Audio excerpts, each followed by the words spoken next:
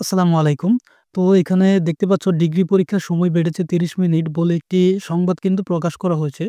জাতীয় বিশ্ববিদ্যালয়ের অধীনে কিন্তু এটি। তো চলো দেখি আমরা বিস্তারিত নিউজটি পড়ে দেখি। এখানে বলা হচ্ছে জাতীয় বিশ্ববিদ্যালয়ের অধীনে ২০২২ সালের ডিগ্রি পাস ও সার্টিফিকেট কোর্স ৩য় বর্ষের সব বিষয় পরীক্ষা ৩০ মিনিট করে সময় বাড়ানো হয়েছে।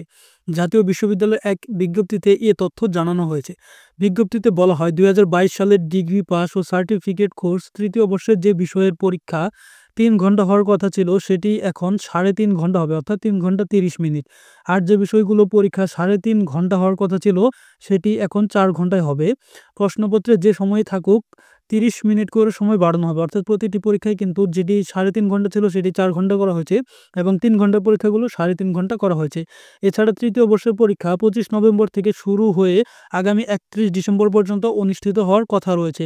অন্যান্য শিক্ষাবর্ষে ডিগ্রি পাস ও সার্টিফিকেট কোর্সের পরীক্ষাতেও সময় বাড়বে কি না এ বিষয়ে বিশ্ববিদ্যালয়ের পরীক্ষা নিয়ন্ত্রক ভারপ্রাপ্ত মোহাম্মদ এনামুল করিম বলেন, এটি এখনই বলা যাচ্ছে না।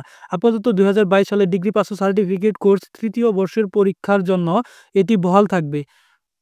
অন্য পরীক্ষাগুলোর সময় বাড়ানোর বিষয়ে আমরা পর্যালোচনা করে সিদ্ধান্ত নিব। অর্থাৎ এখানে ডিগ্রি তৃতীয় বর্ষের পরীক্ষার জন্য কিন্তু প্রতি বিষয়ে ৩০ মিনিট করে সময় বাড়ানো হয়েছে এবং পর্যায়ক্রমে পরবর্তীতে বাড়ানো হবে বলে পরবর্তী যে সময়গুলো রয়েছে বা পরীক্ষাগুলো রয়েছে সেগুলোতে কিন্তু বাড়ানোর সম্ভাবনা রয়েছে। তো এই ছিল আজকের নিউজটি। সবাই ভালো থাকবেন, সুস্থ থাকবেন। আসসালামু আলাইকুম।